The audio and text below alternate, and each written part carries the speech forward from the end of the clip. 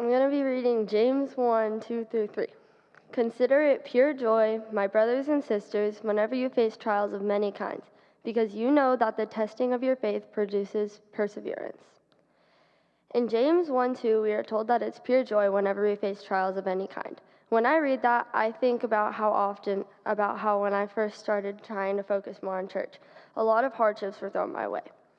One main struggle was Patrick being in the hospital. As most of you know him, we were always in and out of the doctor, but spending that much time every week just sitting at the hospital for hours or going from school to the hospital just to hang out with him was one of the biggest challenges I faced. I was only in 6th grade, and I had to balance school on top of going and being with Patrick. Through that time, I never really left space for me to just sit and really pray or really just listen to what God had planned out for me. I didn't leave much time for church in general. I only focused on school or how Patrick was doing. On the day of Patrick's heart transplant, I got to walk him back as far as they would let us, and I was so worried. But the entire time, our whole family sat and waited, and it's a memory I think about almost every day. Just getting to spend time with my family I don't see as often, and just playing games and talking about it gave me a lot of joy. And every time we eat a family dinner on a holiday or just a special occasion, Patrick always prays before dinner, and it just spreads so much joy to all of us around him.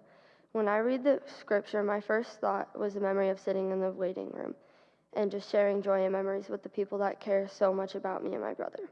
Another memory that I remembered recently was the day of my friend Lily's funeral last year.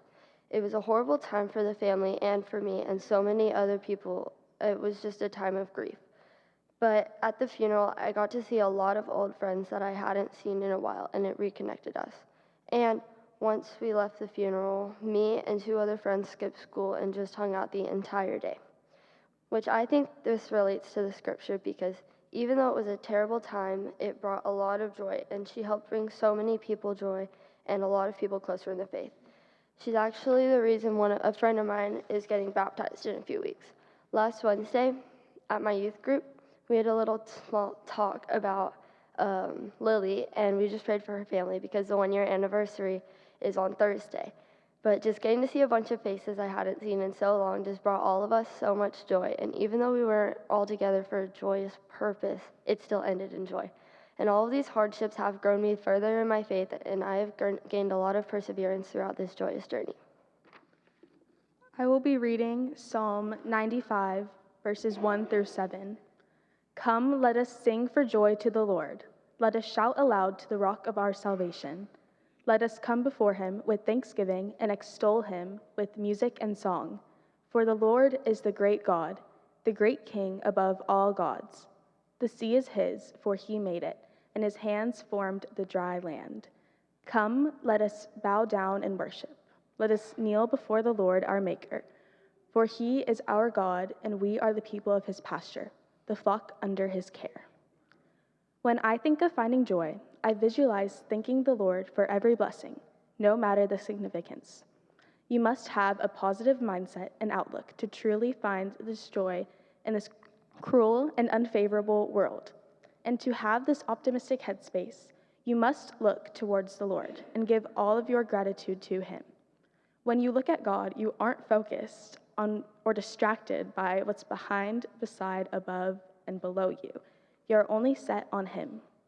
I am able to truly focus on the Lord when I am blessed with the opportunity to attend church camp at Disciples Crossing. I become encompassed in a purely loving and joyful environment where everyone is focused on honoring the Lord and continuing to nourish their relationship with him. When I arrive back there, I just feel this weight being taken off of me. I especially love being able to partake in weekend retreats to Disciples Crossing because they allow me to take a break from anything stressful in my everyday life, such as school, social media, and drama. Overall, church camp especially allows me to find and share the joy of the Lord. I'm able to remember that he is the only true way to find joy, because people and things are not permanent, but God is for eternity. Okay, I'm reading Psalms 30, 1 through 5, and then 11 through 12.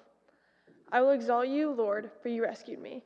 You refused to let my enemies triumph over me. O Lord, my God, I cried to you for help, and you restored my health. You brought me up from the grave, O Lord. You kept me from falling into the pit of death. Sing to the Lord, all you godly ones. Praise his holy name. For his anger only lasts a moment, but his favor lasts a lifetime. Weeping may last through the night, but joy comes with the morning. You have turned my mourning into joyful dancing. You have taken away my clothes of mourning and clothed me with joy, that I might sing praises to you and not be silent. O Lord my God, I will give you thanks forever. These verses show the truest form of joy. David talks about how even in a dark time, God provides hope and joy. Many times in life, there will be disappointments, stresses, and pain. These trials are inevitable, but they never last. And even in those difficult moments, God is still working to provide joy for you. And the joy that God brings is a true joy. It is not false or fleeting, but it is a blessing. It may not always be a big celebration. Sometimes it's just a quiet peace in the middle of a storm. It's a hope for the future and a strength to keep moving forward. Joy is not the absence of sadness, but it is the presence of God in the middle. David says joy is like the sun. It returns and rises every day. You can't force it, it just is. Your struggles may last for the night, but joy comes with the morning.